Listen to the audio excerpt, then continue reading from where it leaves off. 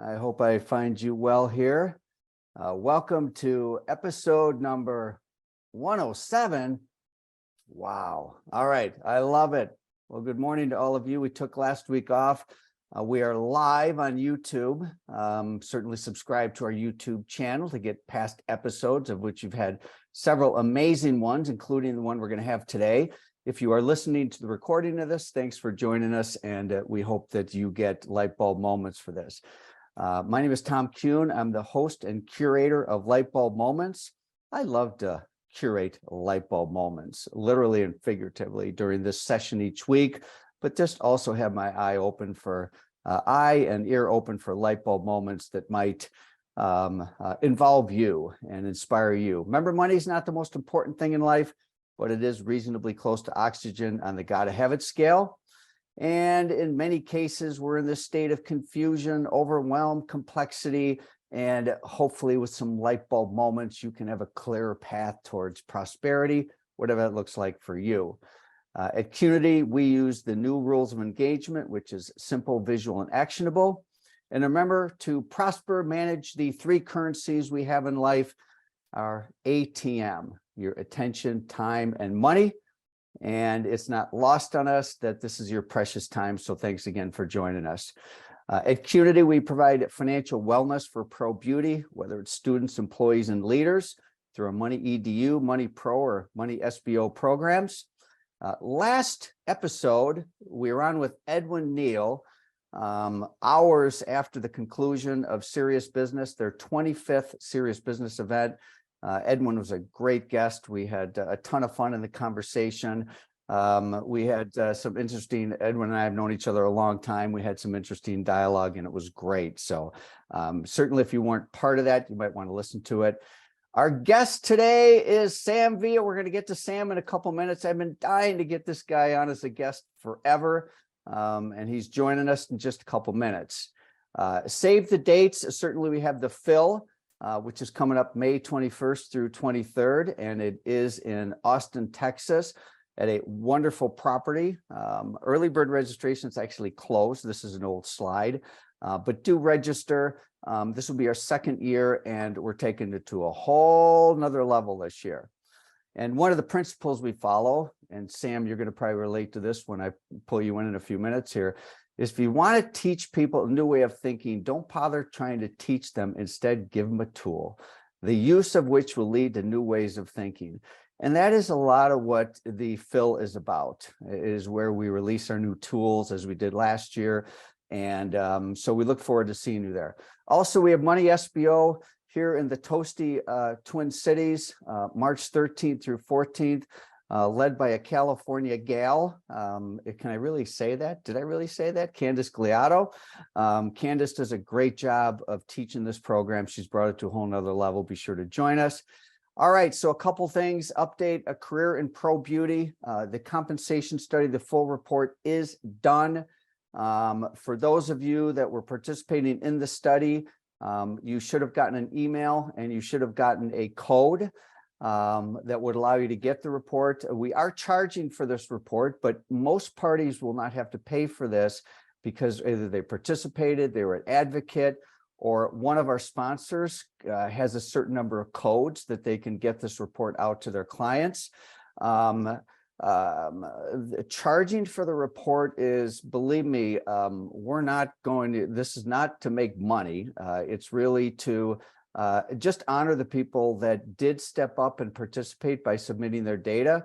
They absolutely should get the report on a complimentary basis. Otherwise, if you want the report, it is $295, which is there to fund future research. In the report, it is a long report. It is 90 pages and it's rich with visuals and all of that. I'm just going to pull out just a couple things. There is a standalone infographic in this report. It's an infographic 9-grid. If you look at it closely, it is indeed a 9-grid. And this is a synopsis of the entire study. So that is in the report. And then, you know, there's so many sections of this. We're all into the data, and the data is rich. It's amazing. It's really great stuff. It was a great study team and all that. But also in the report is some stories, you know, and some before and after stories of people that really were impacted by either a lack of data or the data not necessarily being accessible to a visual learner and someone that may not be into spreadsheets. And also these individuals perhaps had an opportunity for greater financial literacy. So these stories, they're sort of before and after in what an old narrative looks like, what a new narrative can look like when people are empowered with data and financial literacy. So on that note, my light bulb moment is we did create a new division within Qnity. This is not the first time I'm mentioning this, but we're going to go big with this. And this is really where a lot of my time is going to be, is economic empowerment. What a great concept. And economic empowerment really comes, I believe, when we have data. And so that people are making decisions based upon data and information and not stories. And then marry that with financial literacy with programs such as our Money Pro program. And I think we got a powerful next generation of a leveled up industry. So super excited about that. You'll start to see Tom referred to as the chair of the Institute. I've let go of some other duties so I can really drive this over the next year and deep into the future. That's my light bulb moment. All right. At this point, I am going to welcome to the conversation and the screen what will be a new member of our Brain Trust, the one and only Sam Villa. How are you today, Sam?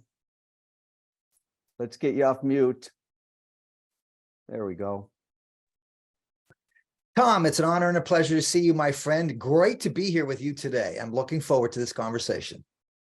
You know, I have seen your name, and I have seen the impact that you've been making out there for a long time, you know.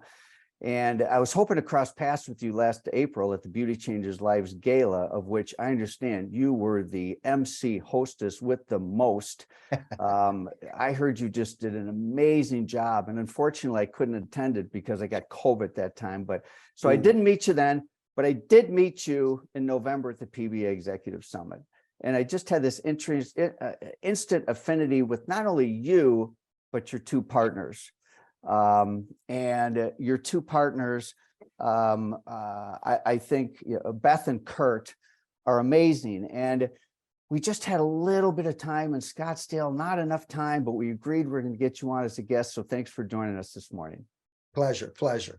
I'm very lucky to be surrounded by, on my left and on my right. They keep me in line, Tom, but most importantly, they bring to the table what I don't. And I think that's so important, to surround yourself with the people that have skills and a mindset that maybe you don't possibly have. So I'm very fortunate. Well, you know, and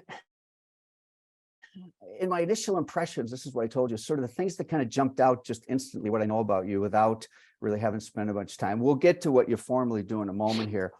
But sort of the things was impact. You clearly seem to be a guy driven by impact. I love your trio of leaders. You also know how to be in front of a crowd. I mean, you're like a main stage, big time, you know, and then you also have innovation built into that. So, you know, I don't know if I'm on spot with some of that stuff, but that's kind of how I sort of, you know, framed our time together. So, you know, these are skills that I never had, Tom. And I think, you know, one of the things that's so important is that experience has really taken me where I'm at today. And I'm very fortunate in that, to have the resources that have been given to me to grow throughout the years in my industry. I really believe, you know, what you put in this industry is what you're going to get back. But it's all about, you know, one thing that I think it is, it's clarity, especially in today's world, Tom, clarity. So clarity is something that comes through the process of researching, resources, education. And you know me, I'm big on education. So clarity is, once you have that clarity and that education and you're armed with all that, then you've got trust in yourself. And that's so important today. Clarity without trust, I really feel it produces fear. So trust is part of clarity, and that comes through the process of education. you know, you've already had a light bulb moment here. That was sort of a quotable phrase, whatever you said. So I'm gonna wave the light bulb moment flag on that one. Very, very well put. You mentioned the word clarity, which is very interesting because my last guest was Edwin Neal. I don't know if you know Edwin, but he he had a word for the year, and it was clarity.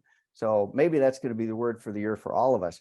How do you gain clarity, Sam? Like, you as an entrepreneur, as an educator, as a partner, as a passionate person, how do you get clarity? Well, first of all, I just got to say, listen, my friend, I'm not a rock star. I'm not a genius. I'm not an inventor. I'm proud to say that I'm a hairdresser who chooses to be a teacher.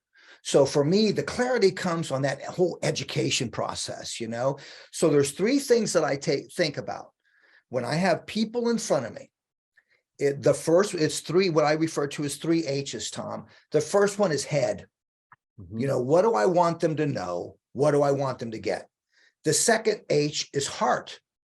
How do I want them to feel when they leave their experience with me, whether it's a simple conversation with people in front of me, or whether if it's a group of audience?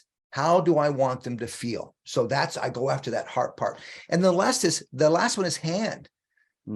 How do you do it? You know, I want them to walk away how to do it, whether it's a motivational speech or a motivational conversation. I want them to walk away with that what, you know, that feeling and that how. So that sets up clarity for me personally as an educator. You know, I'm so relating with you're saying, you know, your 3 C's there. Let me sort of put that in Qnity terms too, or it's 3 H's, excuse me. 3 H's, yes. Head and heart. You know, that's one of those things. As I was introducing you to Qnity when we spent time today, Qnity is built upon pairs and unity between the two, and certainly head and heart is one of them. You mentioned the word hand.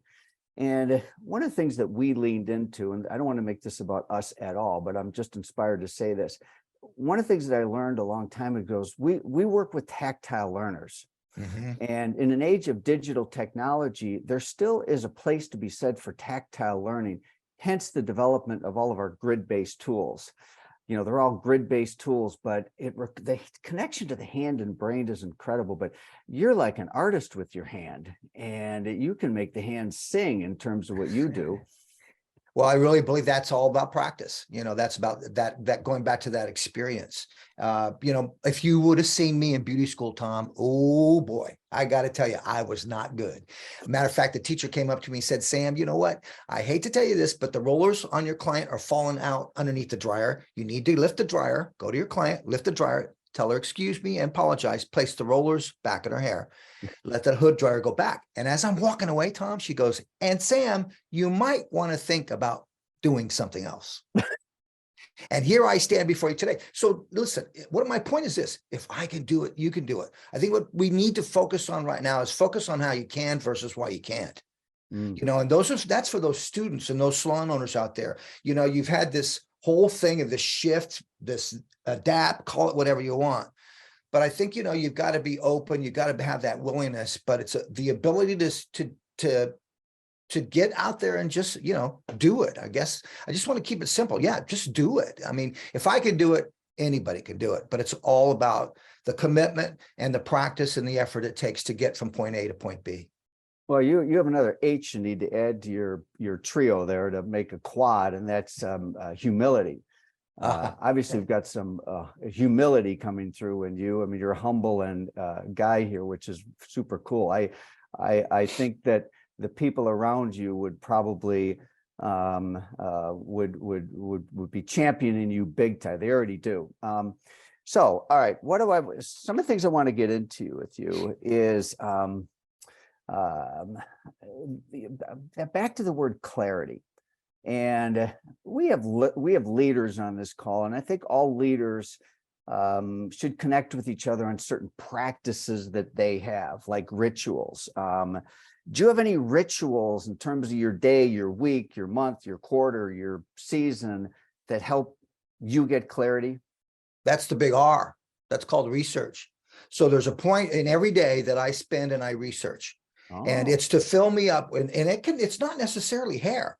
It could be, you know, positivity. It could be meditation. It could be yoga. It could be, you know, listen, if I'm not good in here, I can't do any good for anybody. So I have to be able to stand in front of people and feel comfortable inside of myself and believe what it is that I'm going to say at that moment and at that time.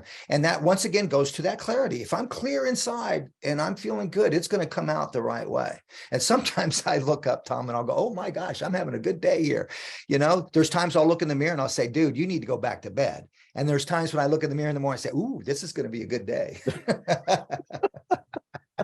Oh, I was not expecting research. I thought you were going to say, because you mentioned you're an early riser. I thought you were going to say, I get up early, I journal, I do. Do this. And, maybe you sort of take that for granted, but. That's part of the process. That's part of that process. See, the process, I get up. I mean, success is part of process. And I get this from Kurt. Kurt taught me this. Everything is a process. You go to work, that's part of that process, getting in the car and going. There's a process to everything. So, but what do you do in that process, in that journey? That's what's going to create that clarity. Yeah. So, research, and I'm just stuck on that word a little bit because I've spent, I'm a fan of research, and yes, when you're running a company, though, you don't always have time for research, and but I've gained such an appreciation for research in the last year as a result of this compensation project. And I've never really, the beautiful thing about the beneficiary I get as the curator and host of this is I'm the one that gets fed the most, because I get to learn directly from them. I'm really inspired by you really designating part of your time, on an ongoing basis for research, to stay on the cutting edge, to stay up to speed. And that's super cool. Right. Well, you know what? It's people think, well, Sam, that's part of the creative process. No. Yeah, well, excuse me. Yes, it is. Yet I made a commitment to be a teacher, to be a resource for the industry, and part of that is I have to research and say, look, here's what I discovered. Some people say, well, Sam, you're a copycat. Hey, you call me whatever you want. Call me whatever. I call it, I get inspired by others, and I take that inspiration, I take it down, I break it down, and then I give it away, because I really believe simplicity is today's brilliance. So the things that I see, I'll take them and I'll simplify them, and then I'll put them out there, and hopefully people get it. I mean, it's about minimum effort with maximum impact. And I'm talking about behind the chair. How can I create what used to take me an hour years ago, 20 years ago? How can I create that same quality in a shorter period of time? You see the cooking world do it, the way I watch the cooking channel all the time, and I learn a lot in how they present. But I really believe that we have to understand that you got to minimize your work to maximize your impact. And so it's about, I think, listening skills are probably the most invaluable thing that anybody could have as a hairdresser. The good Lord gave me 2 of these and 1 of these. As a hairdresser, I need to use this more than I use this. And when I use this, I need to use it with intent and purpose. That's so, so important. So we need to learn to listen, and then listen to learn. And that way we're going to maximize our learning. I love it, man. It's awesome. Let's talk about your business ventures. Yep. All right. And so you are in the tool business. Yes. Right. And then you're also in the education. So you're really into, we're sort of similar. We're sort of in the tool and the education business too, but you're in tangible tools that individuals use for their craft. Okay. And then you're also very active educator, and you do that through a partnership with Redken. But spend a little bit of minute here, kind of letting people know what you do. All right. Okay. Well, thank you for that. First of all, as I said, I'm a teacher, and I am the Redken's Artistic Global Ambassador, which, I do shows, educate, do various things from marketing, PR, education. Then what I wanted to do, Tom, was I needed to have an exit plan. Eventually people are going to say, well, I've seen Sam. Yeah, he's been around for a long time. I want to see somebody new. So I need to have an exit plan. My exit plan was, about the longevity of a hairdresser, because I started having elbow, wrist problems, and it's all about how we position ourselves and how we work.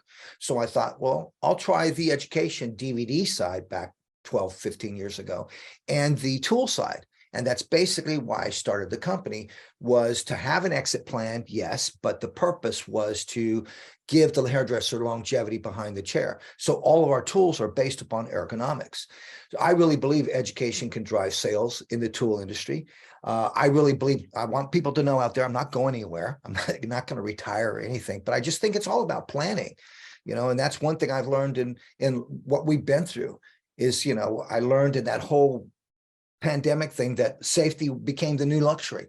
Now it's not, it's about my obsession now is the industry progression. The industry progression is my obsession in 23. How are we going to progress? How are we going to move forward? And I think we can do that in the tool world, the tools that we're developing to make work easier for the hairdresser, to complement the hairdresser at the chair. And then the education that we're giving the hairdresser, keeping it simple, sound bites of education and not long drawn out education. I think what people need today is they need to grow your compliments versus your comments. Mm. You got several light bulb moment type phrases. You said one the other day, when we spoke, getting to know each other, prepping for this call, I said, do you compete with so-and-so? She said, you said, you're a believer that brands support brands and artists support artists. Talk about that a little bit. Well, here's the thing, a lot of my value comes from my father. He was in the industry. I grew up in the barbershop. And by the way, I absolutely hated it. But he told me, he said, listen, if you're going to go this platform artist route, he goes, stay humble, control your ego, because ego is important, but it's how you manage it, Sam. Stay humble, and then prove to me doing that, you can make some money. So, so one of the things that he really instilled in me was this humility, this whole thing. See, I want people to know and that I stand before people motivated by the passion to teach, not to say what is right, not to say what is wrong. I want to light a fire underneath them, and I want to light a fire inside of them. So that's the standard of Sam himself, and why I choose to do what I do. I think, that money will come if you're doing things with purpose. And if you're doing things to help people. My dad always said, if you can help people get what they want, you will get what you want. So I think that, and that's one of the things that I've been trying to teach now with salon owners and with hairdressers is, I'm sorry, Tom, but I'm just going to say it is the business model. Today's business model as a salon, you need to rip it up. You need to start thinking out of the box and start doing things a little bit differently. And salon owners will look at me, Tom, and they'll say, Sam, what are you talking about? Give me one example, Sam, that I need to do differently that's going to grow my business. I said, okay. Everybody's talking about creating experience. Remember this, price is what they pay, value is what they get.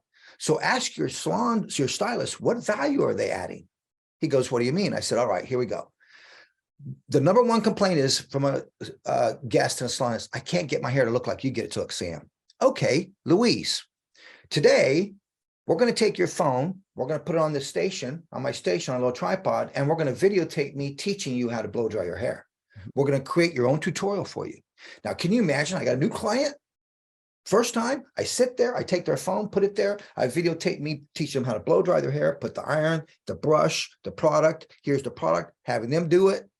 Now, Tom, at the end of that appointment, I am handing their phone back to them saying, now you have your own editorial. You can take me home with you. Put me on your vanity every morning, and I'll be there to coach you how to do your hair. That, my friend, is value. Where did we ever do that 20 years ago? No, we talked about understanding that product is not an option, it's a necessity. But it's that created that experience. Listen, Disneyland, man, Disneyland, if Disneyland can do it, we can do it.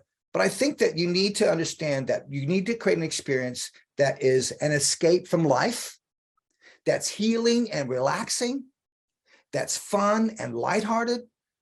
It's the ultimate self-care, an example of that video, and making a connection and confirming that laughter, confirming a way to feel beautiful. All of those little things right there, that's an experience. That's my belief in today's world, how a stylist needs to be behind a chair. The stylist that chooses to be an educator behind the chair is the one that's going to win in the future. Tell me more. What else about experience? You're on a roll here. Okay, well, another one would be, retail. Everybody says, Sam, I'm throwing in the towel retail. I can't compete with these big boys anymore. Guess what? The big boys aren't going to go anywhere. Don't throw the towel in retail. It's part of your professional responsibility. It's part of that professional commitment. So you got to create it. If Sephora, learn from Sephora. Stop complaining about Sephora. Learn from Amazon. Stop complaining about Amazon. And you have a lot of ideas in terms of helping salons in that way. But one is, the idea of product. Stop looking what does a product do, find non-conventional ways to use the product and share that. Example would be simply taking a lotion, coating an elastic and putting it on a ponytail.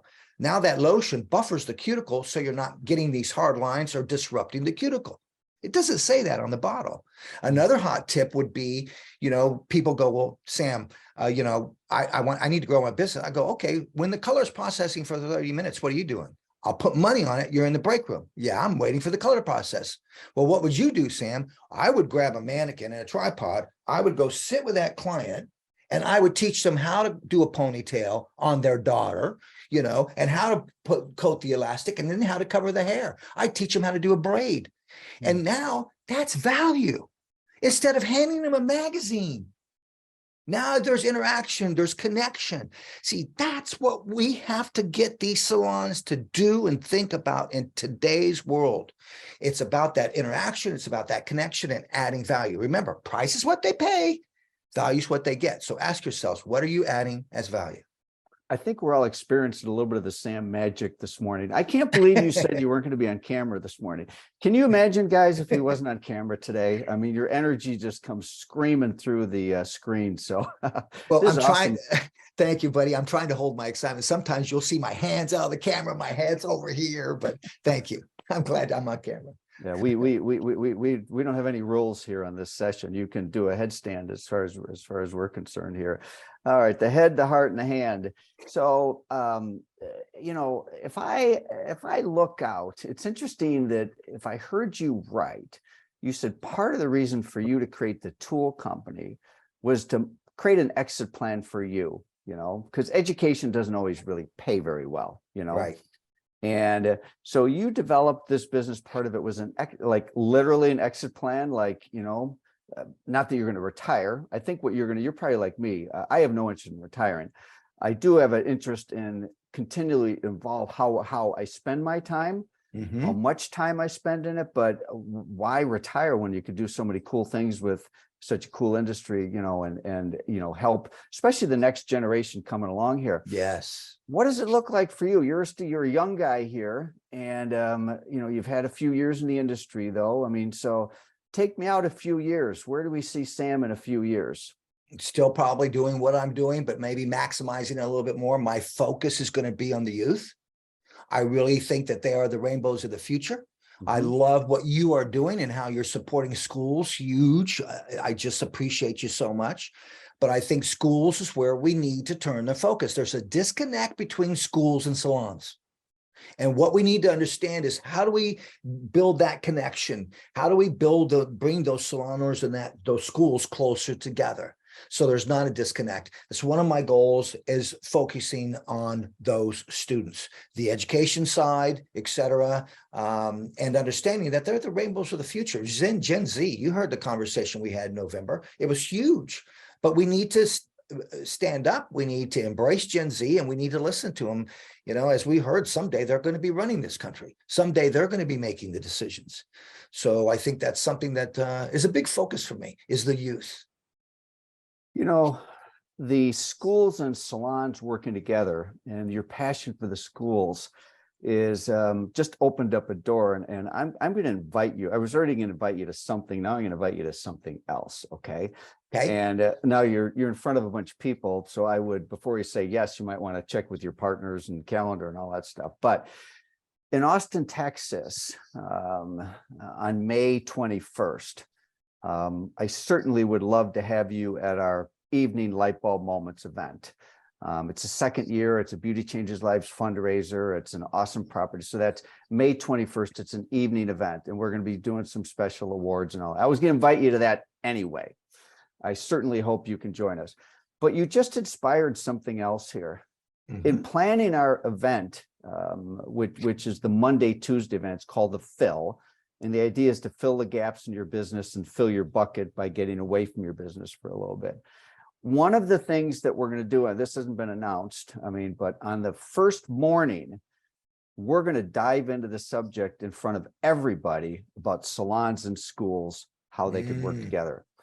Because, I pretty much have been based working with salons and spas and haven't been involved in the school industry other than the last 3 years.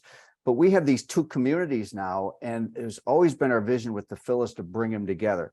Man, I would love to have you on a panel on that Monday morning, May 22nd, to bring in some other industry leaders and say, how can salons and schools work together from a solution standpoint? I would be honored. I'm looking at my calendar right now. Right now, I'm on hold for an event. Let me see if we can get that event, what the outcome of that is, whether it's going to be confirmed or et cetera. And then I'll have Kurt reach out to you. But I would be honored and would love to participate. That would be great. Great. So, now other things I wanted to ask you. Oh, I'm looking at the clock here. Okay, we got a few more minutes here. Okay. I'm always interested in how leadership teams work together. And you have Beth, Kurt, and Sam. And a lot of times I'll meet people, they'll be partners and what have you, or there'll be a company, they have layers and C-level executives. But it really was very clear to me that this is a trio here, that you guys kind of got together at the start with this tool company then, and you're like this trio of partners that work together very closely. Tell us more about that, because I think it's unique. Yes. Well, here's my philosophy. And I think we were talking about it earlier when we were briefing for this. Is my philosophy, and I do this in a photo shoot, and people are like, wow, Sam, you don't have a problem with that. And that is when I get in a photo shoot, I really believe, I'll put my mood board together, what I want to achieve, but then I put it out to my team and say, okay, give me some feedback on it. And it goes back to the concept that I believe two sets of eyes are better than one pair of eyes. Two brains working together are better than one. See, team to me is so critical. I grew up in a sports world, and, team is everything to me. Even though I may be on stage with another artist, I tell that artist, now we're not competing against each other. We're one voice. We're one voice. So let's complement each other with our conversation. Let's have a conversation that's going to help them grow.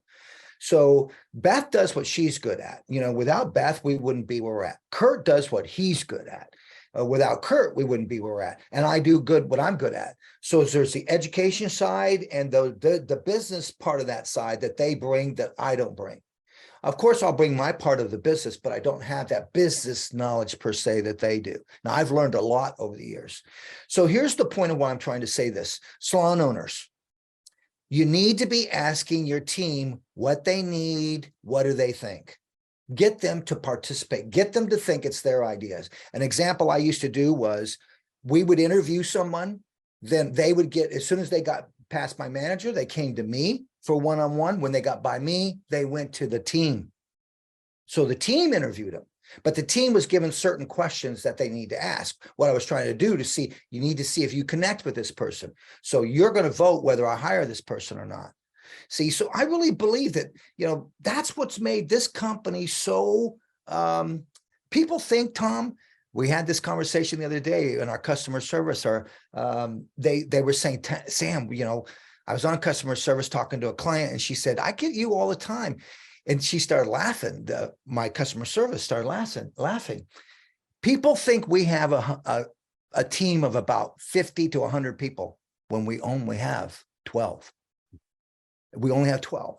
But if you can get things set up in the right way and understand what everybody brings to the table, it's amazing what can happen. And that's what's happened with the guidance of Beth, Kurt, and I. Understanding we've agreed to disagree, and we move on. Nice.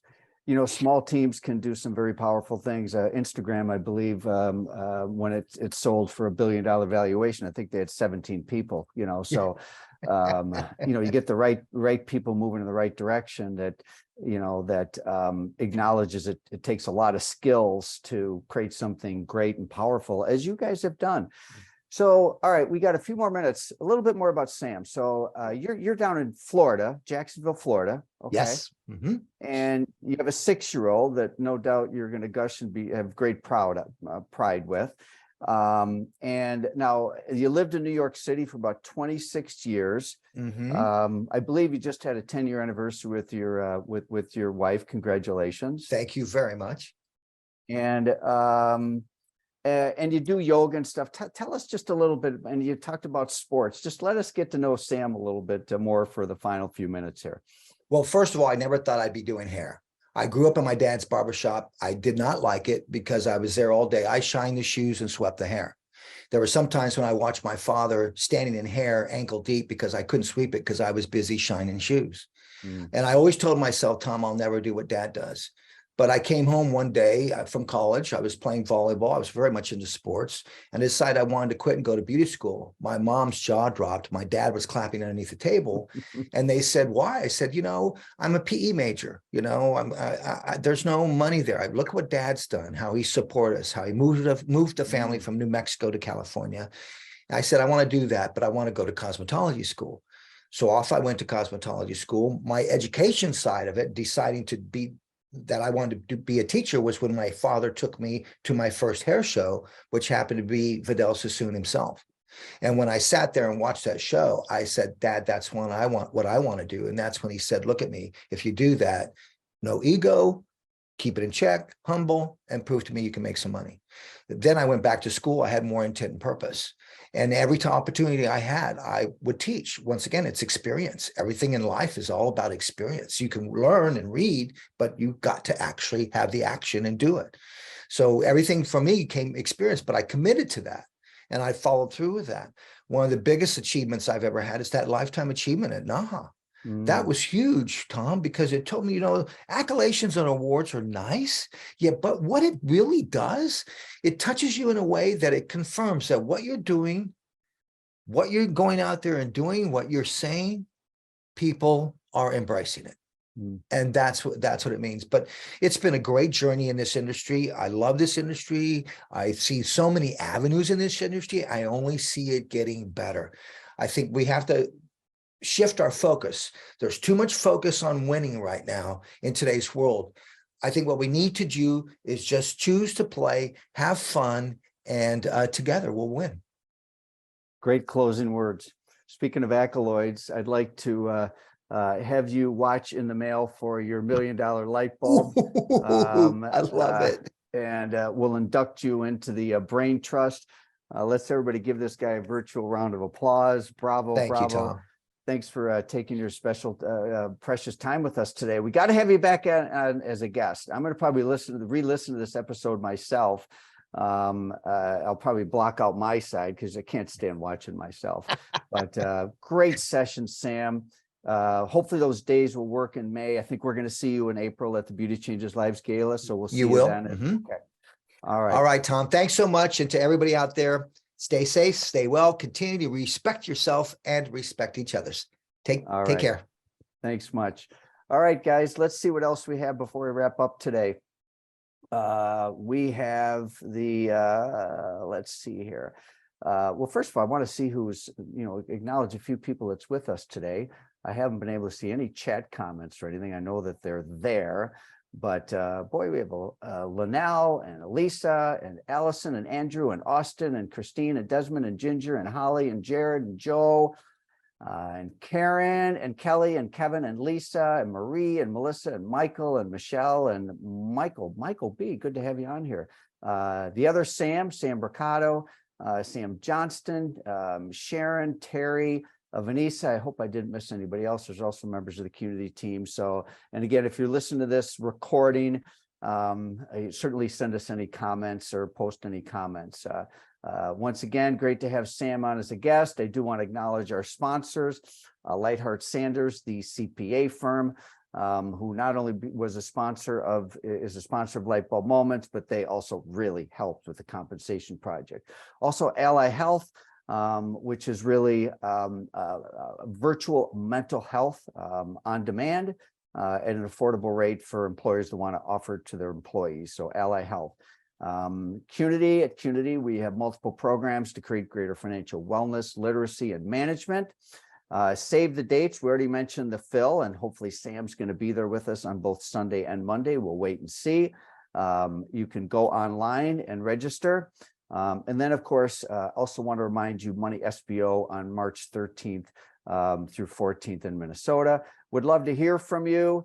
You can go to our website, submit a light bulb moment of your own, suggest a guest, and greetings. I've already made my greetings, and I'm just grateful for all of you for tuning in today. We are on next week. I don't know what our schedule is, to be honest with you. Sorry about that. They'll post it in the chat, but I know we're on next week. I think we might be off a week after that, but the schedule we'll put in the chat here in a moment. So thanks for joining all of us today, and you guys have a great rest of the week. Thanks again. Bye now.